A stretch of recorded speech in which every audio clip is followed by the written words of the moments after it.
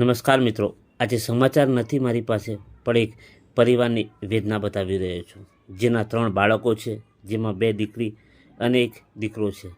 ઘરના મોભી એટલે કે હેમાભાઈ, જેઓ બનાસકાંઠા જિલ્લાના લખાણી તાલુકામાં આવેલું મંડાલ ગામના વતની છે, જેમને છેલ્લા 7 વર્ષથી ગળાનું કેન્સર. ઘરમાં કમાવનાર કોઈ નથી અને બાળકો નાના છે, તો આપ સૌને વિનંતી છે કે થોડી મદદ હેમાભાઈને પરિવારને પણ થાય એટલી મદદ કરજો. શું નામ છે બકા તારું? સુખી બેન. ભણવા જાય છે? કેમ ભણે છે? બીજામ. તાર પપ્પા કેટલા ટાઈમથી બીમાર છે? 7 વર્ષથી. શું નામ બેન તમારું? મારું નામ પાર્વતીબેન હેમાભાઈ. ગામ મડાર. છેલ્લા 7 વર્ષથી મારા પતિ બીમાર છે. કમાવા વાળું કોઈ નથી. એટલે શું ઓપરેશન કરાવેલું છે? હા, બીજી વખતનું ઓપરેશન 2 વખત ઓપરેશન કરાવ્યું એમ? કેન્સરની બીમારી. ગળાનું કેન્સર? હા, ગળાનું કેન્સર. બરાબર. કેટલા બાળકો છે તમારે? મારે બાળકો 3, 2 બાબલીઓ અને 1 બાબો. હા, નાનો બાબો ને? હા. આ નાનો બાબો અને 2 દીકરીઓ. બરાબર. કમાવનાર કોઈ નથી? કમાવા વાળું કોઈ નથી. તમારે કોઈ જમીન બમીન એવું કોઈ ખરું? ના, ચોથે ભાગે પાવતા હતા, પણ હવે કોઈ કામ કરવા વાળું નથી.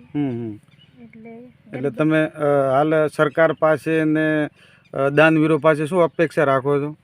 અપેક્ષા રાખું કે મારે રહેવાને કશું નથી, અને મારે છોકરા સામા કેવી રીતે મોટા કરવા, બરાબર, એવી અપેક્ષા રાખું. બરાબર. તો મિત્રો, આપણે આ જોઈએ કે મડાલ ગામની અંદર હેમાભાઈ, એમના પિતાનું નામ શું?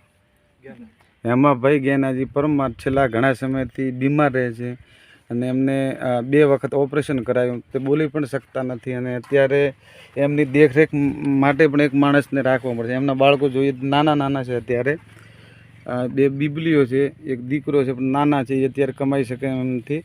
તો આપણે દેશના બંધારણે દેશના નાગરિકોને રહેવા, ખાવા અને જમવાની વ્યવસ્થા બંધારણે આપ્યું છે. તો આપણે અપીલ કરીએ કે ભાઈ આપણા મત વિસ્તારના ધારાસભ્ય હોય કે સાંસદ સભ્ય હોય, એમનાથી જેટલી મહેનત બનતી હોય એટલી મહેનત કરી આ લોકોને રહેવા માટે અને આ દીકરીઓ ભણી શકે એમના માટે આર્થિક સુવિધાઓ પૂરી પાડે. અને આ બેનને ફૂલની તો ફૂલની પોખડી દાનવીરો પણ મદદ કરે. ઘણા બધા દાનવીરો છે, તો એમને રહેવા માટે મકાન બનાવી આપે, આ દીકરીઓને મોટી કરવા માટે આર્થિક સહયોગ કરે, એવી ભારતના તમામ નાગરિકો પાસે આશા અને અપેક્ષા રાખીએ.